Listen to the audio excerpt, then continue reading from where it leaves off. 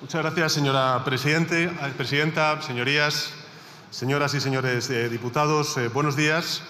Como ha dicho la presidenta, comparezco en esta Cámara para hablar de 4 cuestiones que son enormemente relevantes. La primera, las decisiones tomadas en el Consejo Europeo del pasado 23 de octubre. La segunda, la situación legislativa. La tercera, los avances que está realizando el Gobierno en materia de lucha contra la corrupción. Y, por último, la cuarta, el estado de los servicios públicos en determinadas comunidades autónomas. Si me permiten, empezaré por la primera de ellas, es decir, Bruselas. El último Consejo Europeo ha supuesto un hito importante en nuestra historia comunitaria porque en él, por primera vez, la vivienda ha entrado en la agenda europea. Y lo ha hecho no por casualidad, ni por inercia. Lo ha hecho gracias, entre otros gobiernos, al Gobierno de España y también a la familia política a la que pertenezco, la socialdemócrata, que tengo también el honor de liderar. Porque fuimos los socialistas quienes exigimos en el año 2024 la creación de una comisaría, es decir, de un ministerio, para entendernos en términos coloquiales, que los ciudadanos nos entiendan, una comisaría europea específica de vivienda. Han sido y son alcaldes progresistas, como el alcalde de Roma, la alcaldesa de París, junto con otros muchos liderados por el alcalde de Barcelona, el alcalde socialista Jaume Collboni, quienes sitúan la crisis de la vivienda como un problema europeo, que por tanto exige de respuestas comunitarias. Y somos los socialistas quienes hemos hecho posible la puesta en marcha de un plan europeo de vivienda asequible que pronto verá la luz, tal y como nos ha anunciado la Comisión Europea. Y este debate, señorías, es relevante. Lo es porque la crisis de la vivienda exige de políticas públicas también a nivel europeo. La política neoliberal de no intervención, de dejar hacer exclusivamente a las fuerzas del mercado, lleva décadas naufragando, no solamente en España, sino también en otras muchas partes de Europa que sufren el alza de los precios de la vivienda. Y ahí están los resultados. El 60% de la desigualdad que se sufre en nuestro país trae causa de la imposibilidad de muchísima gente de poder acceder a una vivienda digna. Por ello, ¿qué hemos propuesto desde España? ¿Qué estamos proponiendo tanto a nivel del Parlamento Europeo como también del Consejo a la Comisión? En primer lugar, nuevas regulaciones a nivel europeo que permitan a los Estados miembros actuar en zonas tensionadas por el alza de la vivienda, también por la tensión turística. Que se prohíba la compraventa especulativa de vivienda y, ¿por qué no?, la venta a fondos buitres de vivienda protegida, tal y como estamos proponiendo desde el Gobierno de España.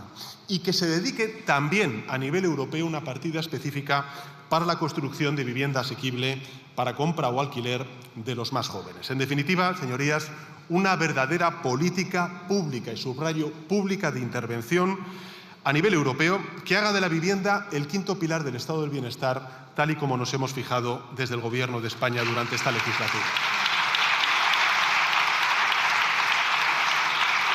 Y esto es importante,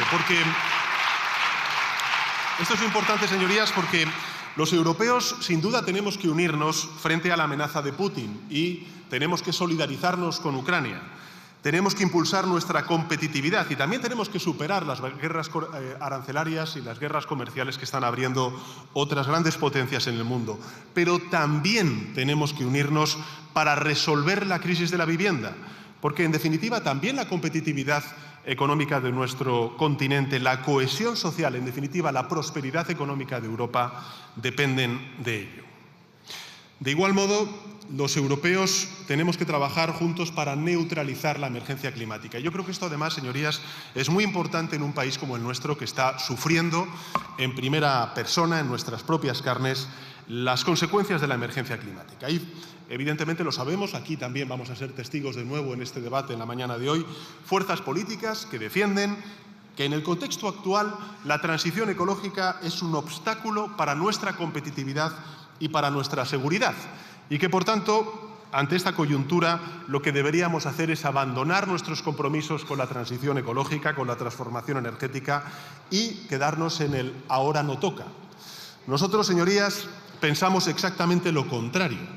Pensamos que ahora, más que nunca, es necesario mantener nuestra ambición de cumplir con ese objetivo de reducción de las emisiones de gases de efecto invernadero al 90% en el año 2040 y ser neutrales desde el punto de vista climático en el año 2050, que es lo que nos hemos comprometido con la ciudadanía europea. Creo, señorías, que todos somos muy conscientes de que la emergencia climática mata y que también empobrece en nuestras sociedades, porque la transición ecológica es el mejor motor ahora mismo que tenemos para reindustrializar nuestra economía, para ganar competitividad, para preservar sectores que son muy importantes en nuestra economía, como es, por ejemplo, el sector agrícola o también el sector turístico, para crear nuevos empleos, como estamos haciendo, por ejemplo, con la transformación energética, y para fortalecer aquello que llamamos autonomía estratégica europea. España es, por tanto, señorías, la viva prueba de que se puede crecer económicamente y reducir los gases de efecto invernadero como estamos haciendo durante estos últimos 7 años. Nuestra economía, señorías, hoy representa el 40% del crecimiento total de la eurozona. Hoy tenemos más de 22,4 millones de personas ocupadas y al mismo tiempo hemos reducido las emisiones de nuestro sector eléctrico en casi un 60%. En casi un 60%. Nuestra apuesta por las energías renovables nos ha permitido tener en el año 2024 un precio de la electricidad un 40% inferior al que hubiéramos tenido si hubiéramos mantenido el mix energético del año 2019. Un 40%. Esto no son abstracciones, señorías, son recursos económicos que mantenemos en las empresas, en los hogares, en los trabajadores y trabajadoras. Todo ello, además, tiene un efecto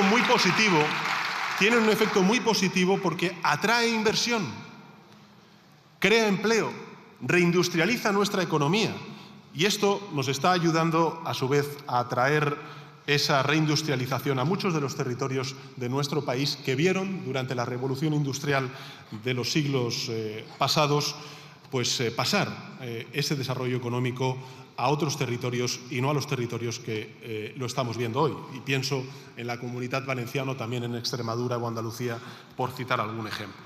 Por tanto, señorías, el modelo español puede ser un modelo de éxito para Europa y también para el mundo.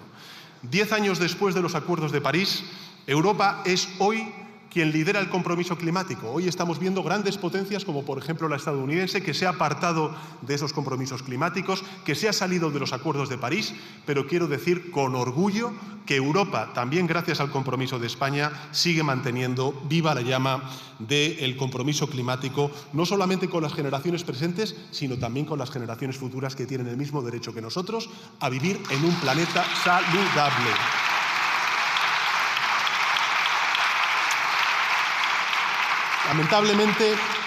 Lamentablemente, señorías, este consenso que es científico, que es amplísimo en nuestra sociedad, incluso político entre las grandes fuerzas parlamentarias europeas, se ha roto esta misma semana en el Parlamento Europeo, viendo a eurodiputados españoles del Partido Popular en un país que sufre la emergencia climática como ningún otro en Europa, votar con la ultraderecha contra la reducción de los gases de efecto invernadero. Ese es el compromiso que tienen otras fuerzas políticas. Pero quiero decir algo. Mientras sea presidente del Gobierno, España va a cumplir con estos compromisos climáticos. Y lo vamos a hacer porque queremos salvar vidas, vidas que se perdieron en Valencia. Porque queremos modernizar sectores enteros en riesgo por la emergencia climática, como el sector agrícola o también el sector turístico. Y porque queremos crear oportunidades e industria en territorios donde la revolución industrial del siglo XX pasó de largo. Y para que los padres y madres de hoy puedan mirar a la cara de sus hijos en el mañana y decirles que nuestra generación, la suya también, señorías, la del Partido Popular y la de Vox también, hicimos todo lo posible para darles un futuro próspero. Esto es lo que defendí en el Consejo Europeo, señorías, y así lo anuncié también en la Cumbre Mundial del Clima que se está celebrando en Brasil desde la semana pasada. Y en el Consejo Europeo, también del pasado 23 de octubre, abordamos la cuestión palestina, una vez más, con enorme preocupación por la fragilidad del alto el fuego y las muchas incertidumbres que aún vertebran el camino hacia la paz. La posición de España en esta materia, señorías, es conocida por sus señorías y también, lógicamente, creo que en el mundo entero. Porque pese a las dudas que pueda suscitar, y las suscita sin duda, hay que aprovechar la oportunidad abierta en Egipto, en Sharm el-Sheikh, para el encuentro.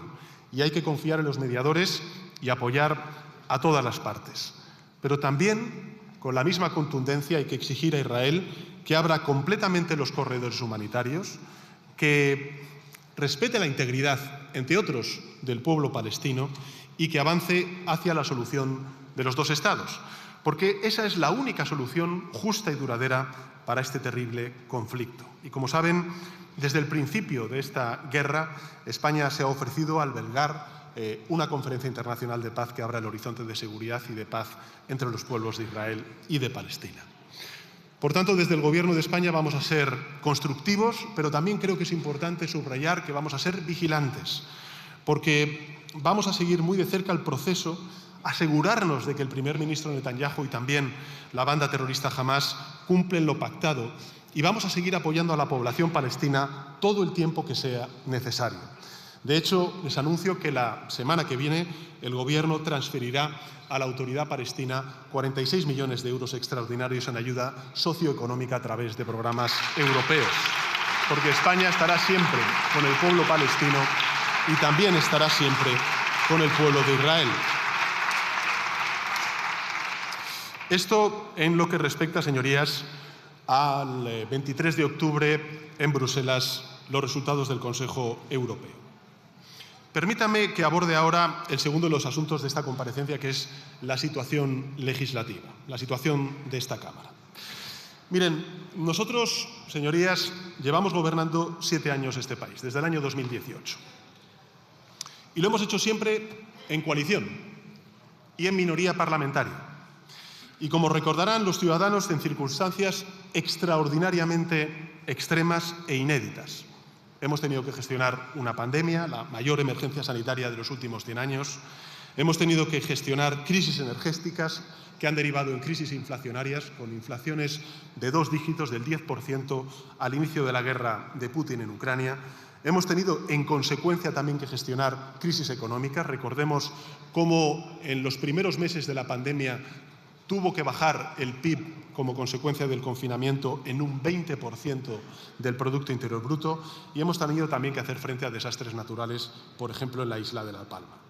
No es una opinión, estos son hechos, como lo es el que ante todas estas crisis, pues España también ha sufrido una oposición absolutamente destructiva, sin aportar una sola propuesta, ni arrimar el hombro, cuando la coyuntura o la respuesta política así lo exigía. Una oposición destructiva abonada al esperpento y también rendida a la ultraderecha. ¿Cómo si no se puede explicar, y se lo digo a los ciudadanos que estén escuchando esta intervención, cómo si no se puede explicar que hayan votado en contra de revalorizar las pensiones? Si hay jubilados y jubiladas que también votan al Partido Popular y a Vox. ¿Cómo se puede justificar que se votara en contra de una reforma laboral acordada con los agentes sociales que ha traído más empleo y también una caída sin precedentes de la temporalidad en el mercado de trabajo de nuestro país? ¿Qué razón hay para que se nieguen a aprobar una quita de la deuda que va a aliviar la carga financiera de aquellos gobiernos autonómicos en los que ellos están ahora mismo al frente? Porque de eso estamos hablando. Porque de eso estamos hablando. Bueno, ahora parece que hay otros grupos parlamentarios que se quieren abonar a ese bloqueo, pero por muchos argumentos que encuentren, que yo no entro en ellos, sus razones tendrán, ¿qué motivos, qué argumentos hay para bloquear una ley que protege a nuestros niños y adolescentes en los entornos digitales? ¿Qué motivos hay? ¿Qué motivos hay para que no salga adelante la ley de familias en un país como el nuestro, que sufre un invierno demográfico y que también tiene un problema serio, grave, de corresponsabilidad, de conciliación de la vida laboral, familiar y personal? ¿Qué motivos hay para que no se pueda aprobar la ley de universalidad de la sanidad pública en nuestro país? Y así podría enumerar muchas otras iniciativas que están en tramitación parlamentaria y que con su aprobación mejoraríamos la vida de nuestros conciudadanos. Porque de esto estamos hablando, señorías, de hacer política con mayúsculas, al servicio de los ciudadanos. Voten esos ciudadanos lo que quieran votar, piensen lo que piensen. Por eso, desde esta tribuna, señorías, apelo a los grupos parlamentarios a ese espíritu de acuerdo, porque la suerte de mucha gente, sobre todo de gente que necesita de la acción pública, depende de lo que aquí se debate y de lo que aquí se aprueba.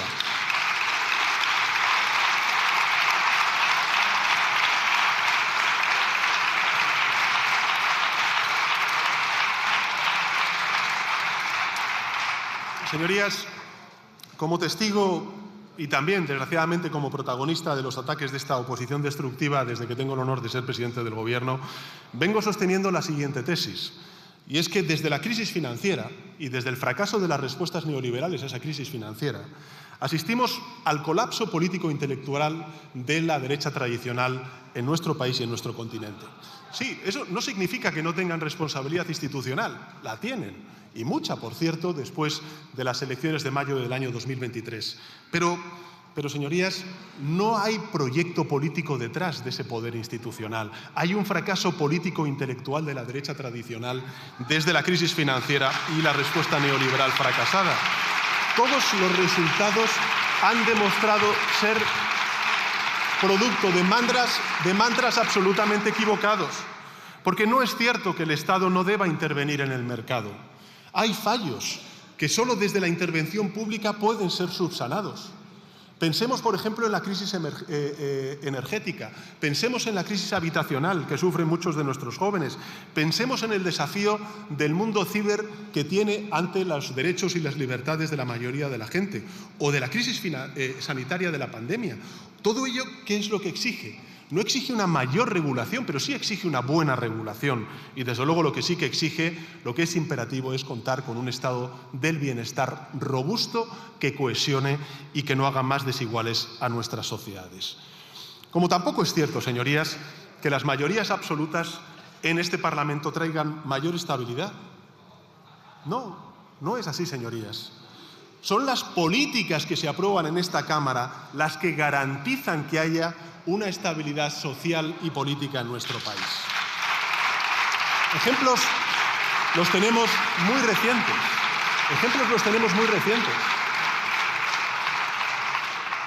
Recordemos las contrarreformas del presidente Mariano Rajoy con una mayoría absolutísima en el mercado laboral, en el mercado de las pensiones, o en el sistema de las pensiones, mejor dicho, o también en el sistema público de educación o de sanidad.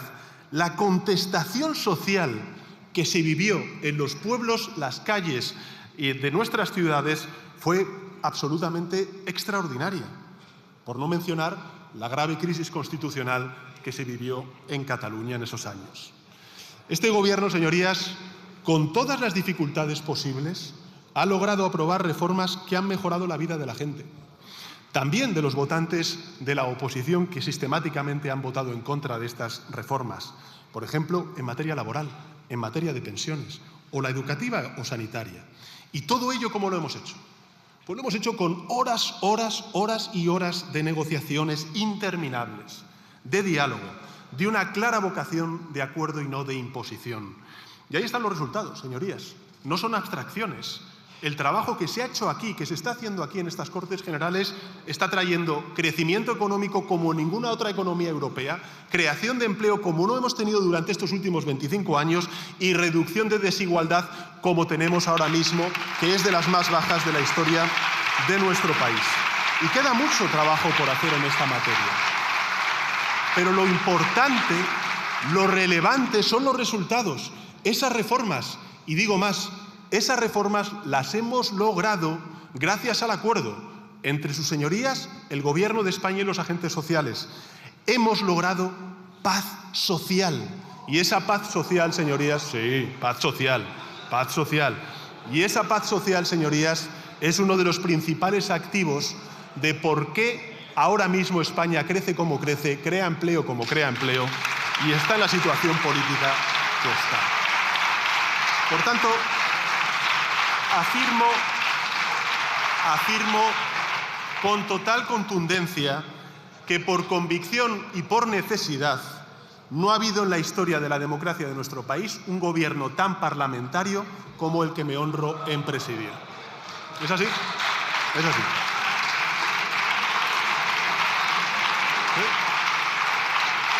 Sí, sí. El señor Feijóo niega. Mire, yo llevo 7 años al frente del Gobierno y he comparecido más de 35 ocasiones en estas Cortes. Usted fue presidente de la Xunta de Galicia durante 13 años y solamente compareció en 10 ocasiones en el Parlamento gallego. ¿Qué lecciones quiere dar usted? En fin. Vuelvo a la... Es mentira, señorías. Es mentira. Bueno.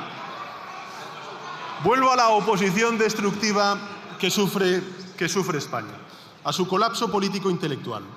Por tanto, si no tienen proyecto, ¿qué es lo que les queda? ¿Qué es lo que les queda?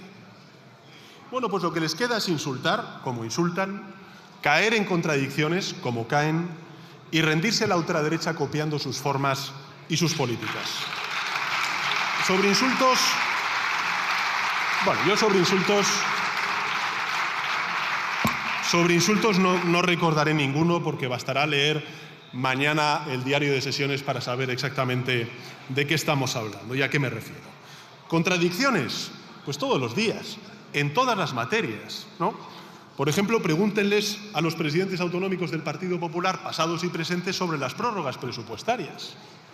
O más aún, la grave paradoja, la grave contradicción de llevar 7 años exigiéndonos unas elecciones anticipadas, pero se niegan a convocarlas en la Comunitat Valenciana después de la tragedia social, política e institucional que se ha vivido tras la DANA.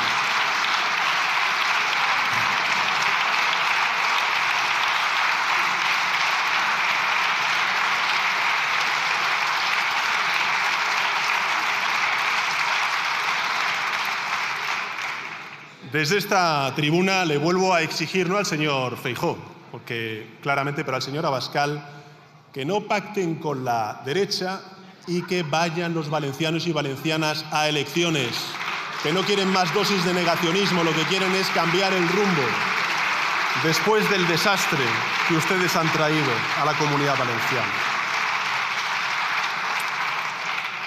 ¿Y rendirse a la ultraderecha?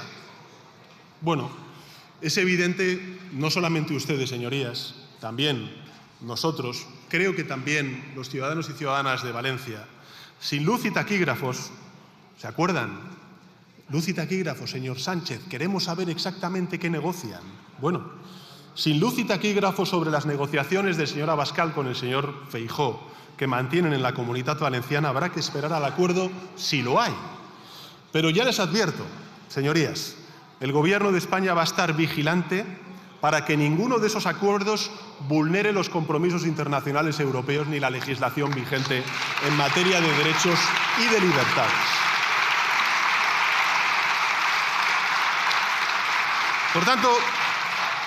Por tanto, señorías, ahí están los datos. España funciona. España avanza gracias a un gobierno de coalición, efectivamente, el primero de la historia de la democracia. Hemos abierto esa costumbre europea que desde luego en España no había tenido a nivel estatal esa materialización, un gobierno de coalición progresista, en minoría parlamentaria, como ocurre en una amplísima mayoría de países europeos. Un gobierno también, por cierto, estable. Si no, miren a su alrededor en otros países europeos. Y si no quieren ustedes mirar más allá de los Pirineos, bueno, pues miren, por ejemplo, en España, donde con gobiernos de coalición de derecha y de ultraderecha después de las elecciones autonómicas de mayo de 2023, también con mayorías parlamentarias en sus asambleas regionales entre la derecha y la ultraderecha, pues ni han legislado, se han roto y están haciendo retroceder en derechos y en libertades en muchos de estos territorios, como posteriormente haré referencia a ello. Por tanto, un gobierno de coalición progresista en minoría parlamentaria que lo que hace es consolidar derechos para la gente de a pie, que es la causa fundamental de nuestra acción política, que hace de la transformación energética una palanca de desarrollo económico y territorial en nuestro país, que ve en la migración ordenada un deber moral y una oportunidad económica para el crecimiento de nuestro país, que fortalece el estado del bienestar en lugar de debilitarlo como hacen otros, que apuesta por el multilateralismo y por la paz y que no dará un paso atrás en las libertades y en los derechos de las mujeres. Y cuando llegue la hora de las elecciones, en el año 2027, este Gobierno, ¿para qué está trabajando? Está trabajando para dejar a los españoles una economía que crece sólida, con más empleo creado que el que yo me encontré en el año 2018, cuando tuve el honor de ser elegido por ustedes, por esta Cámara, mejor dicho, como presidente del Gobierno, con menos desigualdad, con Cataluña plenamente normalizada gracias a la aplicación total y efectiva de la ley de amnistía y con unas cuentas públicas más saneadas que hace 7 años. Todo ello tras haber pasado una guerra, pandemias, volcanes y una oposición destructiva. Por tanto, paso al tercero de los asuntos de esta comparecencia, que es la lucha contra la corrupción. Como saben, esta es una lacra que, a pesar de los numerosos avances de los últimos años, sigue afectando a nuestro país. Así lo demuestran el caso de presunto cohecho y de malversación que afecta a 2 exsecretarios de organización del Partido Socialista y las más de 30 causas abiertas por corrupción que tiene el Partido Popular. La posición del Gobierno... ¿Estoy diciendo una mentira, señorías? No. La posición del Gobierno y de mi formación política en este sentido es meridiana y rotunda. Tolerancia cero ante la corrupción y colaboración total con la justicia. Esta es nuestra posición, estamos actuando en consecuencia y lo estamos haciendo, por cierto, no ahora, sino desde que llegamos al Gobierno en el año 2019. Les recuerdo, por ejemplo, que en el año 2019 dimos un paso decisivo para combatir la corrupción en el ámbito privado, amplificando, o mejor dicho, ampliando la tipificación de conductas delictivas entre particulares. Que en el año 2022 incorporamos en nuestro ordenamiento jurídico el delito de enriquecimiento ilícito e injustificado de los cargos públicos y que en el año 2023 regulamos la protección de quienes informan sobre infracciones normativas para garantizar el respaldo institucional a quienes denuncian prácticas corruptas. Y que en el año 2024 pusimos en marcha un plan de acción por la democracia que incluye 31 medidas pioneras, la mayoría ya aprobadas o en fase avanzada de tramitación parlamentaria, y orientadas a reforzar 3 cosas. La primera, la transparencia; la segunda, el pluralismo informativo; y la tercera, el derecho a la información. Y el pasado 9 de julio del año 2025 asumí un compromiso adicional en esta Cámara, en una comparecencia, y es ejecutar el primer Plan Estatal de Lucha contra la Corrupción que se haya aprobado en la historia de la democracia de nuestro país. Un plan ambicioso que fue elaborado conjuntamente con un organismo multilateral, que es la OCDE, integrando propuestas de todos los partidos del bloque de la investidura, también de la sociedad civil y de organismos internacionales como el Greco y la propia Comisión Europea. Dijimos que lo sacaríamos adelante antes de que acabara el año y lo estamos cumpliendo, señorías. Viva prueba de ello es que arrancamos septiembre con la tramitación de consulta pública del anteproyecto de ley orgánica, una ley que reformará normas clave, que sentará las bases del plan, que creará la Agencia Independiente de Integridad Pública de Supervisión, una de las principales demandas de los expertos y también, lógicamente, de muchos grupos parlamentarios aquí presentes. En octubre, el Consejo de Ministros y Ministras aprobó, a su vez, el anteproyecto de ley de administración abierta, también el 5º plan de gobierno abierto, que son 2 instrumentos importantes que dotan de más transparencia a nuestro sistema y que van a ayudar a evitar la malversación dentro de las instituciones.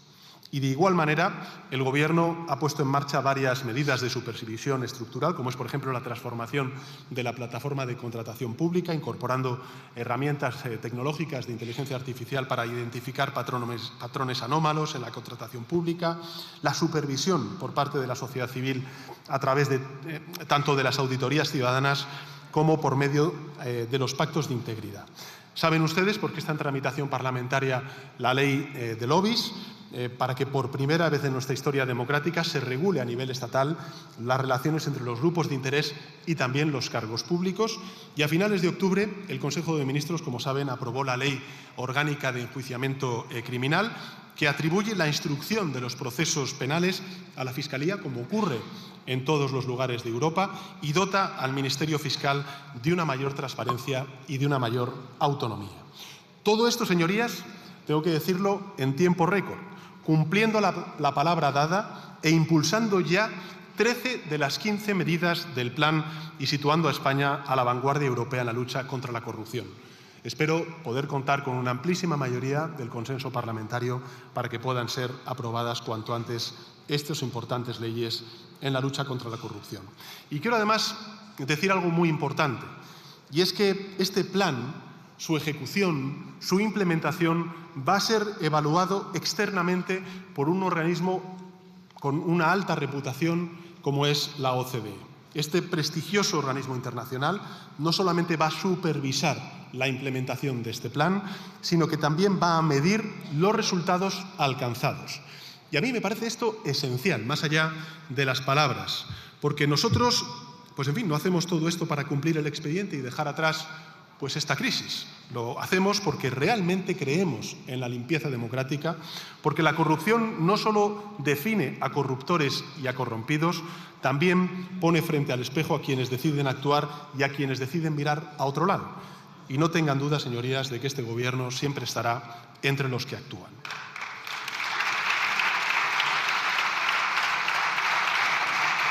En todo caso, señorías, debemos ser claros y recordar que la corrupción en nuestro país adopta muchas formas. A veces son cargos públicos que cobran mordidas por cosas ilícitas, a veces son comisionistas y lobistas que cruzan la frontera de la ley, y a veces son líderes políticos, partidos políticos, que recortan, que privatizan los servicios públicos a cambio de determinados favores o apoyos económicos de amplio espectro. Es posible que esta última forma de corrupción no sea ilegal, stricto sensu, pero desde luego es absolutamente inmoral y hace un daño tremendo a la mayoría de nuestro país. Porque, aunque no aparezca a menudo en los titulares de la prensa, no lo aparece sin duda alguna, se sufre a diario. Se sufre, por ejemplo, en las listas de espera, en las aulas, en los hospitales masificados, en la falta de plazas en escuelas infantiles públicas, en las residencias de mayores y también, lógicamente, en los bolsillos de millones de españoles de clase media y trabajadora de nuestro país. Y este es el cuarto y último asunto que debo abordar en esta comparecencia. Y me gustaría hacerlo porque realmente, señorías, pienso que el futuro de nuestro estado del bienestar, repito, el futuro de nuestro estado del bienestar, pues nos estamos jugando lo que realmente es el alma de España. Y me quiero explicar. Miren, la historia de nuestros servicios públicos es en gran medida la historia de nuestra democracia y de nuestra libertad. Tras la dictadura franquista, nuestro país dejó atrás un modelo que todos los expertos, todos los académicos han calificado de asistencial y de excluyente. Teníamos una sanidad fragmentada y vinculada al empleo, que penalizaba a millones de personas, especialmente a las mujeres que no tenían un trabajo formal. Dejó atrás un sistema educativo anticuado, clasista, que fomentaba la segregación y perpetuaba las desigualdades. Un sistema de pensiones y de dependencia en el que la vejez estaba fuertemente vinculada a la precariedad y también a la pobreza. La Constitución de 1978 supuso un punto de inflexión en esta materia, porque en ella reconocimos el derecho a la salud, a la educación, a la protección social como pilares de una sociedad democrática. Y a partir de los años 80, la sociedad española, los gobiernos se pusieron en marcha. ¿Qué es lo que se hizo? Bueno, se creó un Sistema Nacional de Salud Universal, gratuito, financiado con impuestos, que acabó por convertirse en uno de los mejores del mundo. Creamos un sistema educativo público, de calidad, que llegaba hasta el último rincón del territorio y que universalizaba el acceso a la formación desde los 0 años hasta la universidad. Creamos también un sistema público de pensiones y lo hicimos más amplio, incluyendo a los trabajadores autónomos, también los del campo, reconociendo las pensiones no contributivas. Y ya en el siglo XX dimos un paso más en la articulación de ese estado del bienestar con un sistema nacional de dependencia que reconocía y hacía efectivo el derecho de nuestros mayores y de las personas vinculadas a ellos y a las personas vulnerables a recibir cuidados dignos y también un reconocimiento en la seguridad social, como es el caso de los cuidadores y cuidadoras del Sistema Nacional de Dependencia, cuestión que fue recortada por el Partido Popular y recuperada por el actual Gobierno. Así nació, señorías, el estado del bienestar en nuestro país, gracias a la Constitución del 78 y también, lógicamente, al impulso político. Por tanto, no fue un regalo, fue una conquista democrática y, si me permiten, señorías, fue sobre todo una conquista socialista.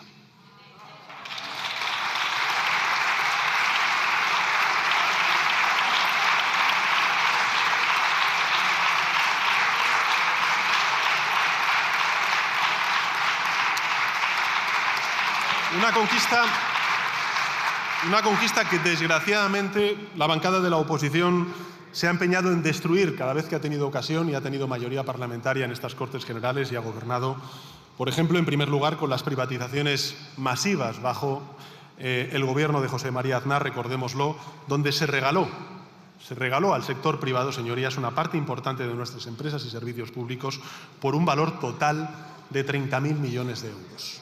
30.000 millones de euros. Después, con los recortes y la austeridad del Gobierno del señor Rajoy, que redujo en un 7% la inversión estatal en sanidad, un 22% la inversión estatal en educación y un 23% la inversión estatal en dependencia.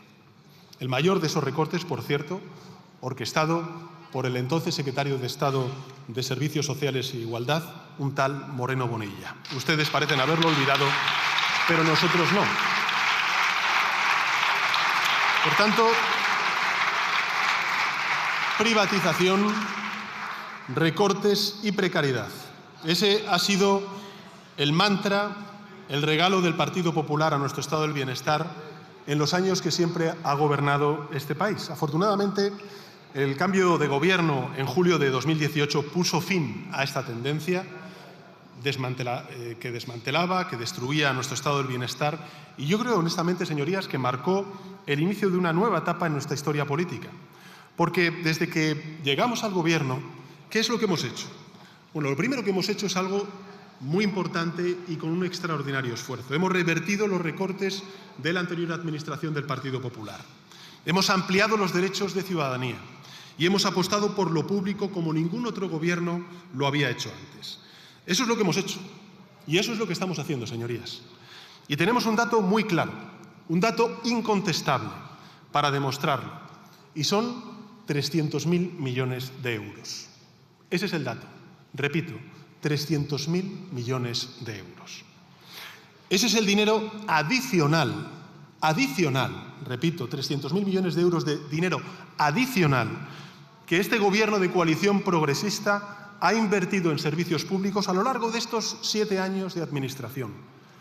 Generalmente, esos 300.000 millones de euros, en una amplísima mayoría, se han transferido a los gobiernos autonómicos, que, como saben, son los que tienen las competencias en materia de sanidad, de educación, de servicios sociales y de dependencia. Para que nos hagamos una idea, señorías, esto representa un 47% más, estos 300.000 millones de euros representan un 47% más de lo que invirtió la anterior administración del señor Rajoy en el mismo lapso de tiempo. Una cantidad equivalente, para que nos hagamos una idea, esos 300.000 millones de euros, señorías, al Producto Interior Bruto anual de Andalucía, de Extremadura y de Castilla y León juntos. Eso es lo que hemos transferido durante estos últimos 7 años a las comunidades autónomas.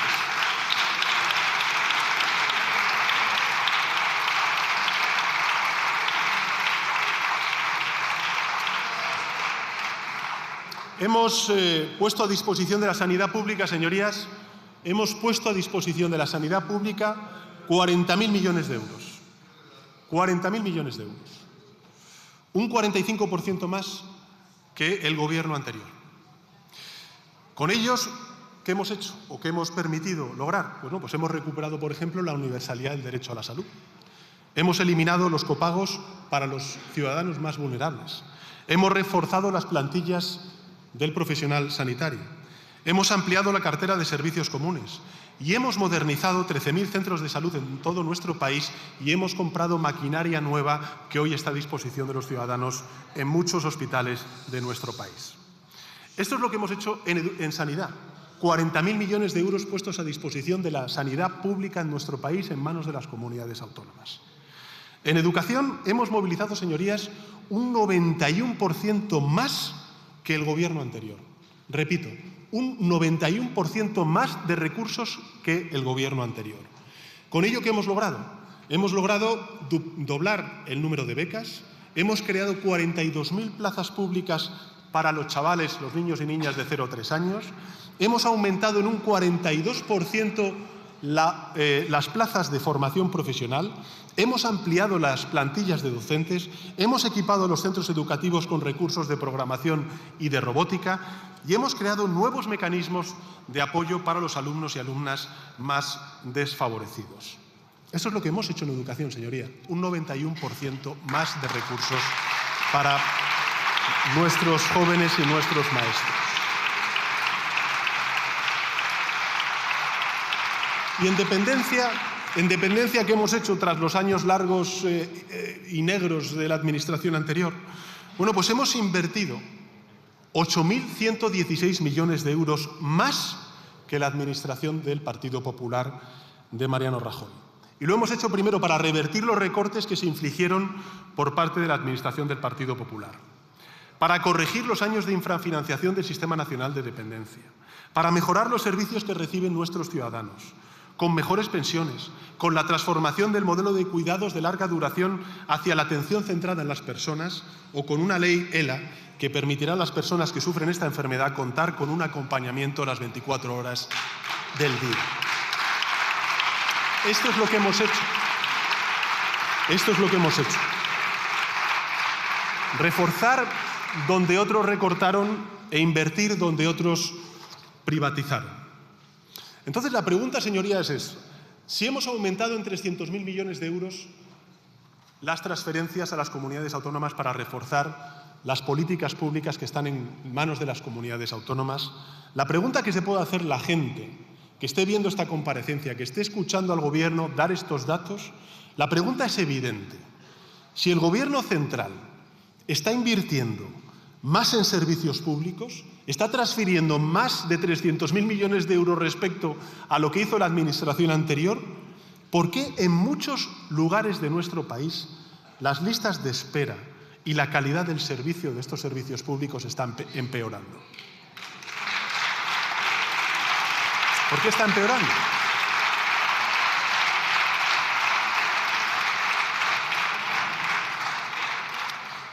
Y la respuesta es clara.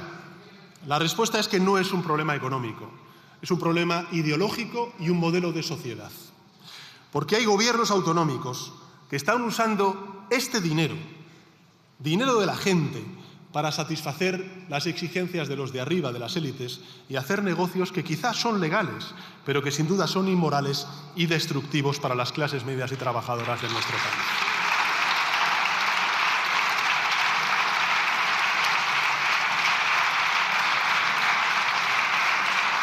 Y esto, señorías, y esta, señorías, es la cuestión, porque estamos creciendo, sí, pero tenemos que redistribuir ese crecimiento y el Gobierno está poniendo en manos de las comunidades autónomas esos recursos económicos para que se redistribuya ese crecimiento, los frutos de ese crecimiento, gracias a un fortalecimiento del estado del bienestar que está entre sus competencias. Y que hay determinados gobiernos que por cuestiones ideológicas y por cuestiones de modelo de sociedad están haciendo lo contrario.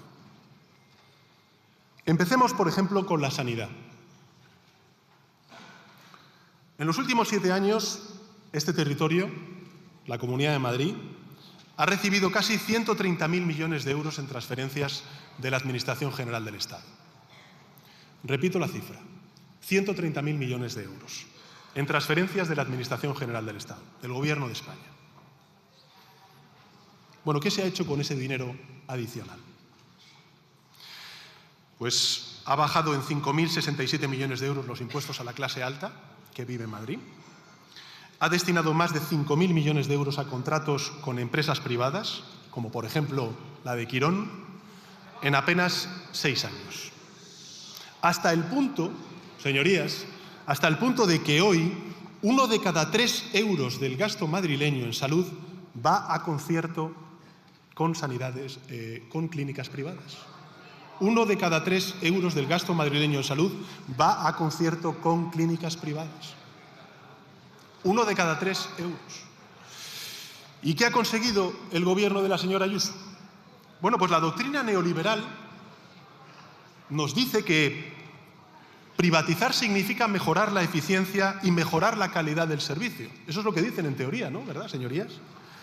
Pues ha ocurrido todo lo contrario, y no lo digo yo, señoría, ahí están los datos. La confianza de los madrileños en su sistema sanitario ha caído 23 puntos respecto al año 2019.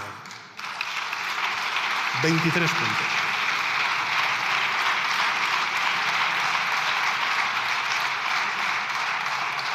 De hecho, si comparamos con anteriores administraciones también del Partido Popular, desde que la señora Ayuso es presidenta de la Comunidad de Madrid, la evaluación del sistema sanitario de la Comunidad de Madrid ha obtenido las peores calificaciones de los últimos 15 años. De los últimos 15 años. No deja de resultar contradictorio, habiendo transferido desde el Gobierno de España la totalidad de recursos que hemos transferido a la Comunidad de Madrid, precisamente para fortalecer la sanidad pública, algo que no se ha hecho.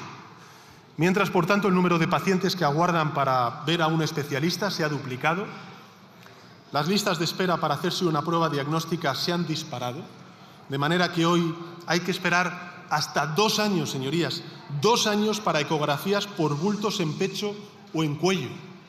2 años, señorías. Y para más INRI, a mucha gente le están dando cita para hacerse esas pruebas a las 3 o a las 4 de la madrugada. Y si la rechazan, la Comunidad de Madrid les penaliza con aún más meses de espera. No importa si es gente mayor, con hijos dependientes o con un trabajo sin flexibilidad de horario. O van cuando le viene bien a la empresa concesionaria de turno o pierden su derecho constitucional.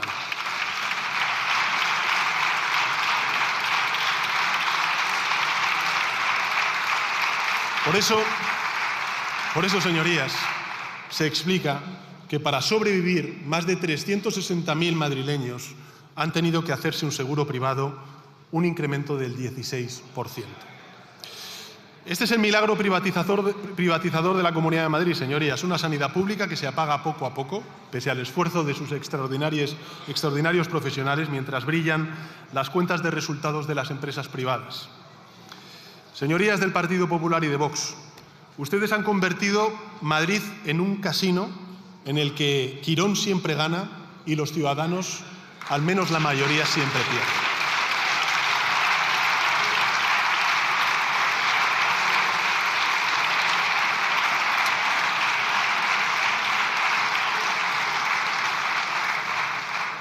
Y si miramos Andalucía, pues nos encontramos un panorama muy similar, señorías. Muy similar. Más de 53.800 millones de euros de financiación extraordinaria transferidos por el Gobierno de España desde el año 2018. Repito la cifra, más de 53.000 millones de euros transferidos de manera adicional por parte del Gobierno de España a la Junta de Andalucía desde el año 2018. Por tanto, habría que esperar por parte de la Junta de Andalucía una sanidad mucho más fiable, mucho más eficaz, mucho más equitativa. Pero la realidad, por desgracia, es muy distinta. Porque ese dinero no está yendo a contratar sanitarios o a mejorar las infraestructuras públicas. Está yendo a rebajar cerca de 200 millones de euros los impuestos a las élites de Andalucía y a regar con contratos a la sanidad privada. Fíjense en este dato, señorías. Desde el año 2019, el Gobierno andaluz ha destinado casi 4.000 millones de euros, repito la cifra, desde el año 2019, ha destinado el Gobierno de Moreno Bonilla casi 4.000 millones de euros a conciertos con clínicas privadas. 4.000 millones de euros. Las derivaciones a cirugías privadas lo que han hecho ha sido triplicarse. Las derivaciones a consultas externas privadas se han multiplicado por 4 y el gasto en conciertos ha subido casi un 70%. ¿Y el resultado de esa privatización cuál es? ¿Cuál está siendo? Pues yo se lo digo, el número de sanitarios por habitante se ha desplomado.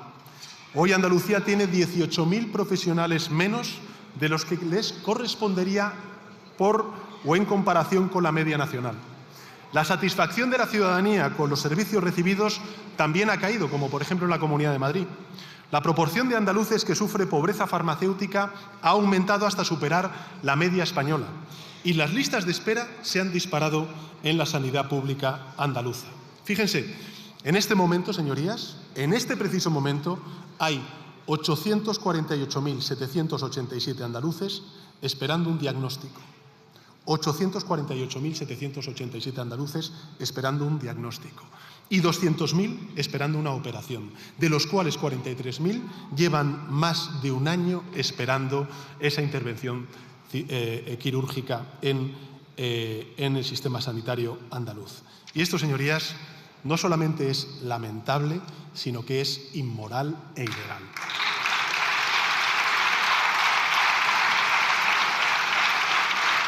Especialmente cuando esta dejación de servicios viene acompañada de mentiras, de negligencia, como está ocurriendo con la crisis inédita en los programas de cribado de cáncer.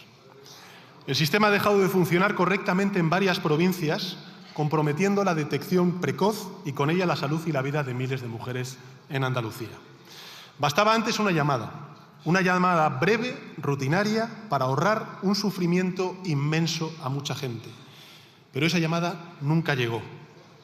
Y lo más grave es que aún se desconoce por qué no llegó esa llamada. Lo que sí está llegando son excusas, son ceses cosméticos, son manipulaciones informativas que no ayudan ni a resolver el problema ni a corregir las graves injusticias que este proceso privatizador ha abierto. La historia, como ven, es parecida a la que vivimos en la Comunitat Valenciana. Otro territorio en el que la pésima gestión del Partido Popular está haciendo estragos, y no me refiero solamente a la Dana de Valencia y a la negligente gestión del presidente Mazón o el expresidente Mazón. En estos 2 últimos años, señorías, esta comunidad autónoma, la Comunitat Valenciana, ha recibido más de 30.000 millones de euros adicionales en transferencias del Gobierno de España para reforzar los servicios públicos. Repito la cifra, 30.000 millones de euros adicionales por parte del Gobierno de España. Sin embargo, su inversión, paradójicamente, en sanidad ha caído en 743 millones de euros.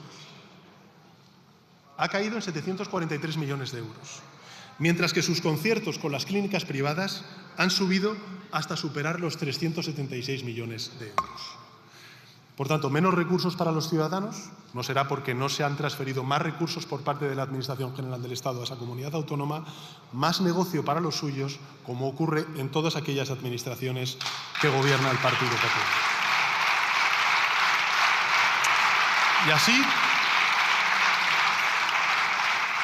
Y así podríamos seguir en todas las comunidades autónomas que gobierna el Partido Popular con el apoyo de la ultraderecha. En Aragón, 682 camas cerradas en hospitales públicos. En Murcia, el Gobierno del Partido Popular ha recortado más de 700 millones de euros en sanidad y ha derivado más de 70 millones a clínicas privadas, y además lo ha hecho al margen de la ley, según consta en el informe del Tribunal de Cuentas.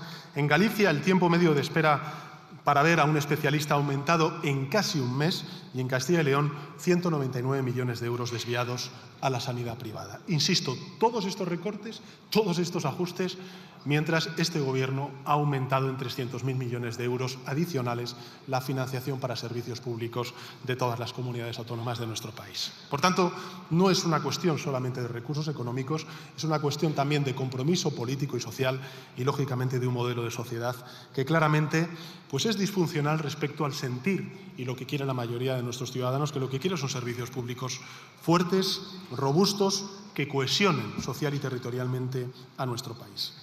Por tanto, señorías, el patrón es claro. Allí donde gobierna la derecha con el apoyo de la ultraderecha, debilitamiento y venta de la sanidad pública. Lo que quieren es que los servicios se degraden, que las listas de espera se alarguen más allá de lo humanamente aceptable, hasta que a la ciudadanía no le queda más remedio que irse a la clínica privada, pagada con los impuestos de todos o con el dinero de su propio bolsillo. Y esto está pasando, señorías. Está ocurriendo. Y no es por casualidad, ni tampoco es una imposición de Bruselas, ni tampoco lo es por la presión inevitable de una recesión económica. Al contrario, España está creciendo fuertemente.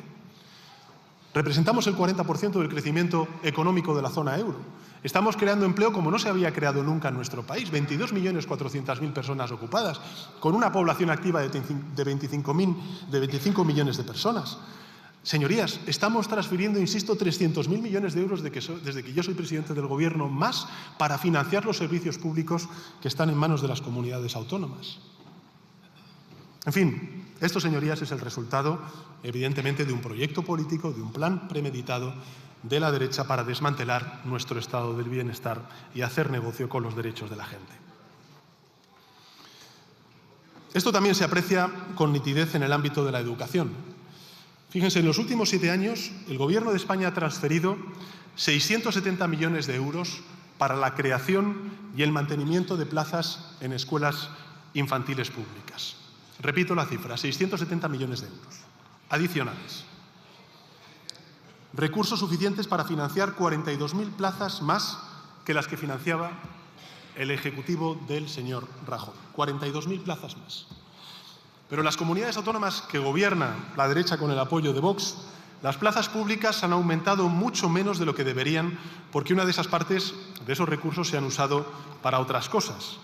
Por ejemplo, mientras el Partido Popular se ha afanado en incentivar la apertura de guarderías privadas, con el reparto de cheques a las familias que usan sus servicios, o, por ejemplo, boicoteando la apertura de guarderías públicas. De hecho, han llegado al punto de rechazar 142 millones de euros de fondos públicos europeos que habrían permitido crear 15.000 plazas públicas y gratuitas para educación infantil de 0 a 3 años, como hizo, por ejemplo, el señor Moreno Bonilla en Andalucía o el señor Rueda en Galicia hace unos meses.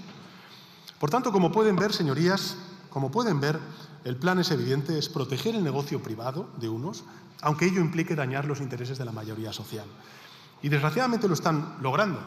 Y quiero alertar a sus señorías sobre este aspecto, porque a pesar de que cada vez nacen menos niños en nuestro país, nacen menos niños, la población, la natalidad en nuestro país, pues, saben ustedes que es plana, cuando no negativa. En la última década nacen menos niños. Lógicamente, el mercado te llevaría a que los precios de las guarderías privadas fueran inferiores. Pues no, al contrario. La guardería privada en España ha aumentado en su precio un 50%. 24 puntos más que la inflación. Hablamos de una media de 500 euros al mes en muchas ciudades. Los propietarios, que suelen ser grandes grupos inversores, pues evidentemente se forran. Y los padres y madres, pues están más exprimidos. Todo ello por cortesía de la derecha y la ultraderecha española. Lo mismo pasa con la formación profesional. Lo mismo pasa con la formación profesional. La gran apuesta de este país, la formación profesional, que está detrás también de la caída del paro estructural, de la caída del paro de nuestros jóvenes y del aumento de su empleabilidad. Ahora que la ciudadanía y también las empresas demandan más que nunca esta clase de formación, la formación profesional, los gobiernos autonómicos de la derecha, con el apoyo de la ultraderecha, se están dedicando a asfixiar a los centros públicos con un 15% menos de financiación. Un 15% menos de financiación, como la Comunidad Valenciana, a la vez que incentivan la creación de centros privados que a menudo ofrecen títulos de peor calidad y a un coste 3.500 veces mayor que el de la pública. Por ejemplo, en la Comunidad de Madrid, la señora Ayuso, ha concedido más de 30 millones de euros en becas para la formación profesional privada, al tiempo que ha dejado sin plaza a más de 30.000 alumnos en la formación profesional pública. En Andalucía, la Junta oferta en este curso solo 2.600 plazas en ciclos de centros públicos, frente a los más de 9.400 autorizadas del sector privado. 2.600 plazas en el sector público, 9.400 autorizadas en el sector privado. En esa comunidad autónoma, para que nos hagamos una idea de las consecuencias de lo que está teniendo este proceso privatizador, en Andalucía hay provincias enteras, repito, señorías, como es el caso de la provincia de Granada, que se están viendo privadas de la posibilidad de formarse en la pública. Piensen, por ejemplo, en el pueblo de Montefrío. Hace unos años, si alguien quería hacer allí un grado superior en paisajismo o medio rural, podía hacerlo en un centro público pagando 0 euros de matrícula. 0 euros de matrícula. Hoy ya solo puede hacerlo en un centro privado, desplazándose 3 horas al día en autobús y pagando 2.500 euros. Así apoyan ustedes a la España que madruga, haciéndola madrugar aún más para obtener mucho menos.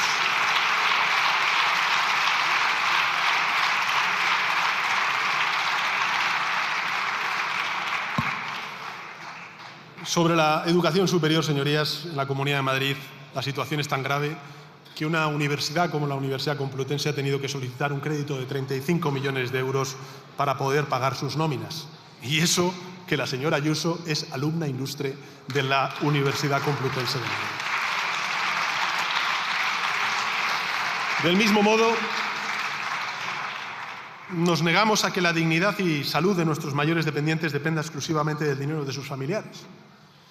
Fíjense, en Andalucía, desde que el señor Moreno Bonilla gobierna la Junta, se han creado más de 15.400 plazas en residencias para mayores concertadas o privadas.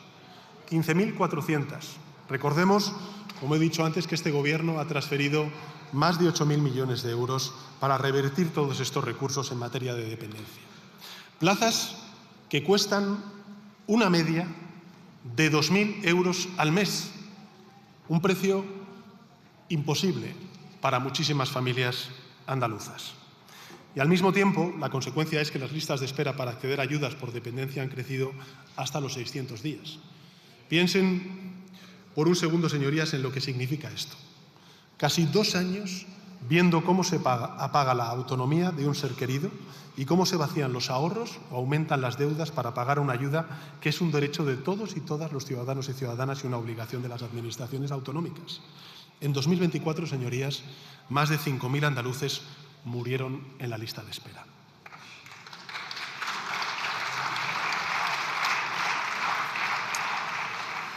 Y ocurre algo parecido, ¿no? Allí donde gobierna también la derecha en otros territorios. En la Comunidad de Madrid, sin ir más lejos, aumentan las listas de espera, se reduce la inversión pública y crecen en 56 millones de euros los beneficios de las residencias privadas. En Extremadura, la Junta de Extremadura destina más del doble de recursos a los centros de mayores privados que a los públicos. Estamos hablando de 27.800 frente a 13.000 euros de media por cama. En Galicia, el señor Rueda acaba de recortar otros 17 millones de euros a la inversión en dependencia, consolidando así el récord que ya conquistó el antiguo presidente de la Xunta de Galicia, el señor Feijóo, que fue convertir a Galicia en la comunidad con menor gasto en dependencia por persona mayor de toda España. Y en la Comunidad Valenciana, 3.406 personas murieron en el año 2024 esperando una ayuda a la dependencia que, por cierto, nunca llegó. En fin, señorías, podría seguir pues así toda la mañana. Pero creo que no es necesario. Porque se mire por donde se mire, se analicen los datos como se analicen, el diagnóstico de lo que está pasando es claro. Allí donde gobiernan, las derechas están replicando los recortes y las privatizaciones que aplicaron Aznar y Rajoy a nivel nacional, con el objetivo evidente de desmantelar lo público, de convertir los derechos de la mayoría en el negocio de una minoría privilegiada. Como ven, la derecha y la ultraderecha no han cambiado de manual, solo de escenario, y eso, pues en fin, en un Estado compuesto, descentralizado como es el nuestro, lo hace aún más peligroso, porque son las comunidades autónomas, insisto, para conocimiento de la ciudadanía, las que tienen las competencias clave en la provisión de esos servicios públicos. Son ellas quienes pueden ampliar o recortar en última instancia ese estado del bienestar. Y eso está permitiendo al Partido Popular ejecutar pues ese plan en primera línea, sin intermediarios, sin rendición de cuentas, a menudo sin que siquiera se sepa porque no comparten los datos ni con los medios de comunicación, ni tampoco lo comparten, señorías, con el Gobierno de España. En este tema no es que el Partido Popular tenga la sartén por el mango, es que son la sartén. la superficie misma sobre la que se cocinan los planes de Quirón y de compañía. Pero les diré algo, señorías. Desde luego, desde el Gobierno de España no lo vamos a permitir. El Gobierno de coalición progresista va a defender los derechos de la gente y lo vamos a hacer con determinación y con contundencia, respetando sin duda alguna la ley y las divisiones competenciales, por supuesto, faltaría más, colaborando con aquellos gobiernos autonómicos que no quieran sumarse a esa ola privatizadora y quieran poner fin a esta tendencia de recortes y de privatización. Pero sin duda alguna también plantando cara a quienes están desmantelando nuestro estado del bienestar con nocturnidad y alevosía. Para ello, ¿qué vamos a exigir a las comunidades autónomas? Primero, transparencia absoluta. Les vamos a pedir que compartan sus datos, bueno, mejor dicho, los datos de la gente que vive en esos territorios, en sanidad, en dependencia y en educación. Y los vamos a analizar y los vamos a poner a disposición de la opinión pública. Porque esos datos, los datos de los cribados de cáncer en la comunidad autónoma de Andalucía, no son de la Junta de Andalucía, son de las mujeres, de las personas de Andalucía. Por tanto, los vamos a analizar, los vamos a poner a disposición de la opinión pública para que nosotros mismos podamos conocer también desde el Gobierno de España dónde están yendo a parar los recursos públicos que se están transfiriendo desde el Gobierno de España a las comunidades autónomas. Y porque esos datos, insisto, no son de las comunidades autónomas, no son de los gobiernos autonómicos, sino de los ciudadanos y ciudadanas, de todos y cada uno de ellos y de ellas. Por tanto, se acabó eso de usar el dinero para la sanidad en regalos fiscales o también en ayudas a los toros. Se acabó no cumplir con la ley de interrupción voluntaria del embarazo y no aprobar el registro de objetores que mandata nuestra legislación. Se acabó eso de trocear y vender los derechos de nuestros ciudadanos a la empresa que pague mejor. Vamos a defender con uñas y dientes el estado del bienestar y lo vamos a hacer, señorías, por tres motivos fundamentales. El primero, por responsabilidad. El segundo, por convicción. Y sí, el tercero, por patriotismo. Por patriotismo. Porque defender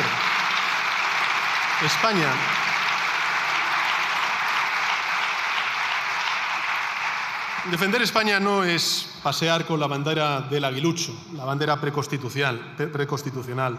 Defender España no es invertir un 5% de nuestro Producto Interior Bruto en armamento, ni criminalizar a los inmigrantes, ni crear polémicas vacías contra Marruecos o Francia, ni envolverse en la bandera, ni reivindicar una interpretación sesgada de nuestro pasado colonial. Eso nada tiene que ver con el patriotismo, ni tampoco con la valentía. Defender España es apostar por esas escuelas públicas que abren cada mañana. Es mejorar esos centros públicos que nunca cierran ni cerraron en la peor etapa de la crisis de la COVID. Es invertir en esas residencias en las que las cuidadoras públicas y cuidadores públicos llaman por su nombre a quienes ya casi no recuerdan el suyo. Esa es la España que más merece nuestra pena defender. La España del bienestar, señorías, la España del bienestar que construyeron nuestros padres, nuestras madres, nuestros abuelos, nuestras abuelas, la España que es de todos y de todas, la España que nos iguala y la España que nos integra. Es la España de lo público. Y eso, señorías del Partido Popular y de Vox, ustedes no van a destruirlo. Sencillamente porque no les vamos a dejar. Nada más y muchas gracias, señora presidenta.